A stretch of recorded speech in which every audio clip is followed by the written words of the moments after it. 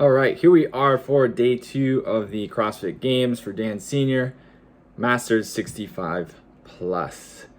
So this day started off with him in second, right behind hip and steel, and it started off with one of his best workouts. We knew it was going to be one of his best workouts, or at least I did. So pulling power was the first workout of the, actually, wait, they switched this, didn't they? You did not do pulling power first. Yeah, no, it was supposed to be They did first. 5 and then 4. Oh well. Anyways, gymnastics chipper was the first workout, which I did not think was going to be his best workout. And it was not. Brand new standards. All right, so gymnastics chipper 4 time was originally 48-foot handstand walk to start. They nixed that, thank God, because they probably realized most of the 65 plus can't do handstand walks, or nobody wants to watch them do handstand walks because it's just, I don't know, it's just not something that they need to be doing, even for a sport, I don't think. My opinion. So they started off with box jumps, GHC sit-ups, single leg squats, also known as pistols, toes to bar, single leg squats, GHC sit-ups, box jumps, and they left the handstand walk to the end. So I knew this was going to be fairly good if he got a good judge, unfortunately, right? So you don't want to leave that up to a workout up to a judge. But if you had a bad judge on this workout, you weren't going to do good.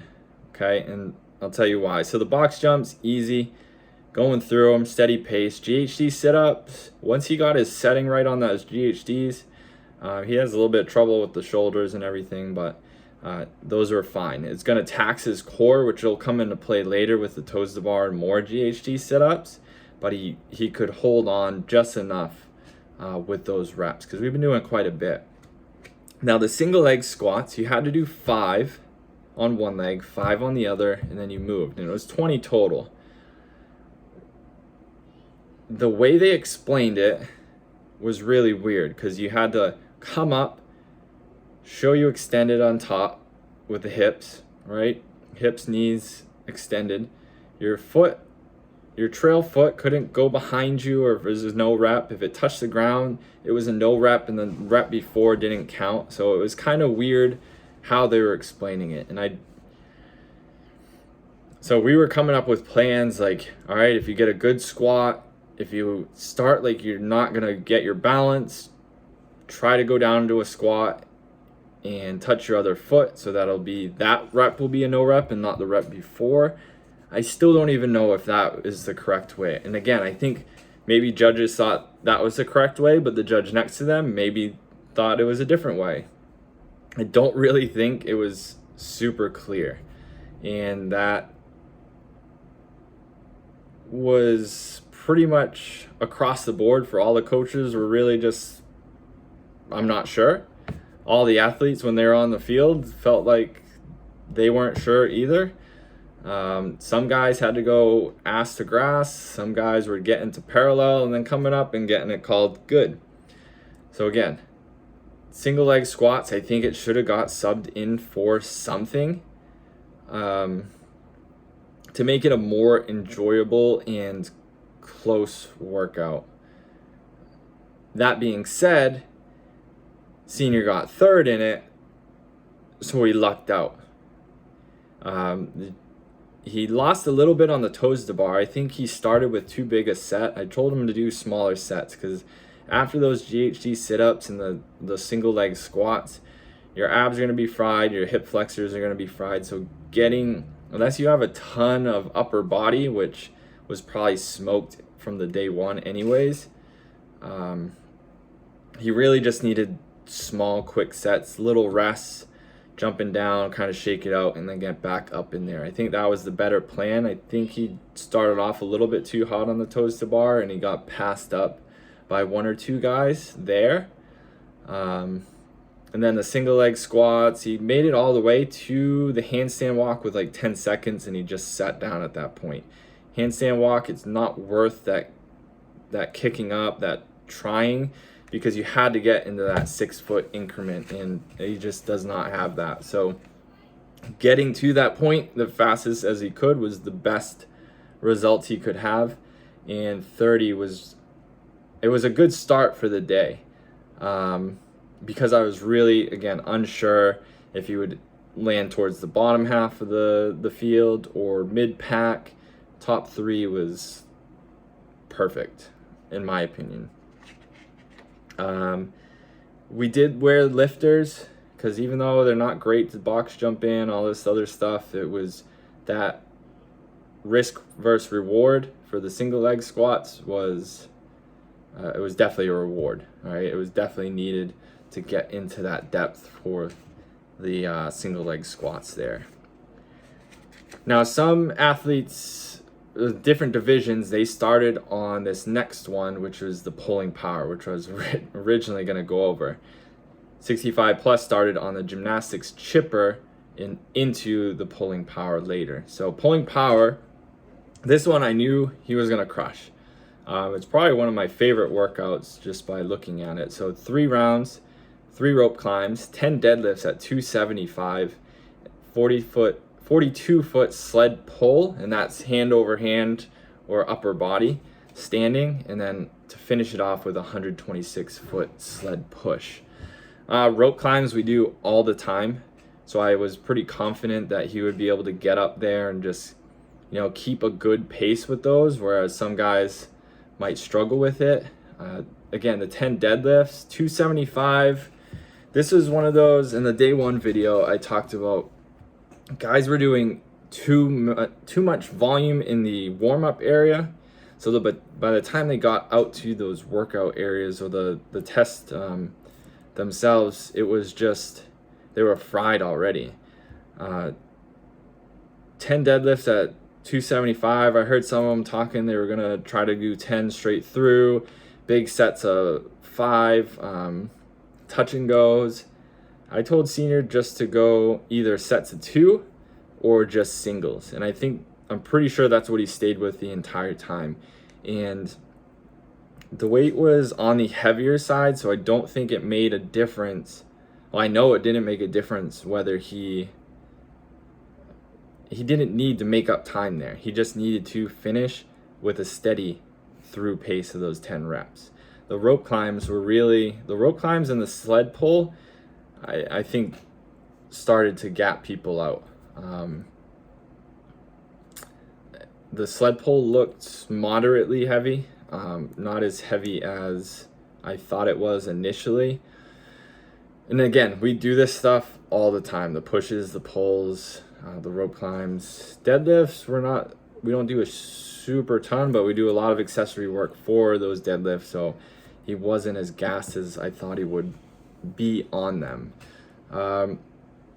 The pulls he did really well. That's where he took that lead, got to the rope, and then just kind of maintained that lead through the rope and the deadlifts. The push, he made it the furthest, but no one actually finished this workout. So I think maybe the weights were good, the workout itself was good. Maybe just a minute or 2 more on that time cap would have been more enjoyable to see people get to that sled push. He was the only one that did, and he made it maybe 6 or 8 feet or so, maybe 10 feet. But it didn't matter. He was going to win that workout no matter what. If someone was pushing behind him, he was definitely going to finish out that push first. That got him 100 points. So he started off with a 3rd and a 1st, right? So the 80 and the 100 points there. So he's really in a good place, kind of that middle point of day 2. The workouts that I planned for him to win, or the tests that I planned for him to win, he was winning. In the ones that I was kind of unsure about, he was right there. So you really couldn't have asked for a better day 2, because then the end workout, the cross country 5K, got pushed towards the end of the day, which was probably for the best. It turns out it wasn't even actually a 5K. It was 4.5. From what I understand, they measured it in yards and not meters or something along those lines, but there's multiple people that have said it's not an actual 5K. But even better. So we practiced a little bit just to see if he could actually run the 5K. Again, not much of a runner. We don't do a super ton of running. I'm not a fan of running distances. I'll do the 400s, the intervals and stuff like that, but I just needed him not to come in last. He ended up coming in 7th. He PR'd his 5K time, maybe because it wasn't a 5K, but either way, he got 40 points for that. So 7th place, 40 points. Not great. I was really hoping for like 5th. But he was really maybe a minute or two off. Yeah, so the field was really spread out on this. I knew there was a few guys that were good runners. Based on the Helen, I thought he was going to do a little bit better. Because initially on the 5K, I'm like, listen, you're probably not going to do great. But when I saw him running on the Helen, all the other guys were really struggling running. So I'm like, oh, maybe he'll bump up on that 5K a little bit. I'm like, maybe even top 3, top 4. That was not the case. So a lot of the guys kind of came out of nowhere on this one and ended up doing pretty well. So he got a 7th. Again, not the best. So day 1 and day 2, he ended his day getting a 7th. I think he was still in 1st at that point. And I knew the first workout of day 3 was going to be really good for him. So I wasn't too concerned about it because he was already up there. And at that point, hip and steel supposedly hurt his hamstring on the deadlift workout. So he got 9th. And this was, at this point, what you're really doing is you're looking, or at least I am, I'm looking at the leaderboard and saying, all right, this guy's pretty close. What do the next workouts look like? Where are they going to lie in these next workouts? And where is senior going to place on these next workouts? So that you're almost doing a little bit of math to see where he needs to end up, right? So he was already top 3. I believe he was in 1st going into day 3. And what that meant is I knew day 3, test 1, was going to be top 3. Probably an event win, but top 3. So I was already confident that he was still going to be up there. And he needed to stay in front of certain people. And that's a big thing. Like, he needed to stay in front of Hip and Steel, which Hip and Steel ended up coming in 9th on 2 workouts because of his hamstring. Tom Mulbauer was creeping up a little bit, so that was the 5K, right? So Tom Mulbauer got 8th on the 5K, and this was important. So when senior was coming around the last corner going towards the finish line, towards the sprint, Mulbauer was about, I don't know, a few hundred feet behind him. And they were right there for like that top 3 race as far as like overall points. So he's coming in jogging, thinking he's just going to jog to the finish line. I'm there. I'm screaming at him, telling him to sprint because Tom sees him and he starts running. He's going to try to pass him for that one place. And that one place comes into play later on for day 3. Which I'll go over in the next video. But I was screaming at him, telling him to sprint. He did sprint, and he ended up coming in 7th and not 8th.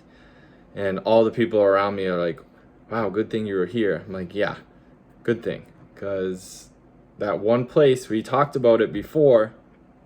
Because I remember seeing something about Medeiros in the individual competition. I think it was at the ranch or the COVID Games or whatever they call them. He was running up a hill.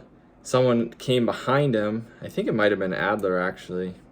But either way, he was about 10 feet from the finish line. Someone comes up behind him, passes him, and he gets that place. Right? He loses those points. Just because he thought he could kind of jog into that finish line, whereas that person behind you, they see you, they sprint, and it messes up the standings a little bit. So always got to finish the workout. Always, always, always finish the workout. All right, so a little bit of drama for the 5K, but he was in a good place going into that day 3. Feeling fairly well, didn't get hurt or anything, which was the biggest thing. Like, don't get hurt on the 5K. We got some good workouts. We didn't, at that point, we did not, did we know event test 8? I don't remember if we knew test 8 or not at that point. I think we did. And I think that's why the points were so important. But I'll get into that on day 3. All right, so thanks again for watching. Day 3 coming up, the last 2 tests. Bye.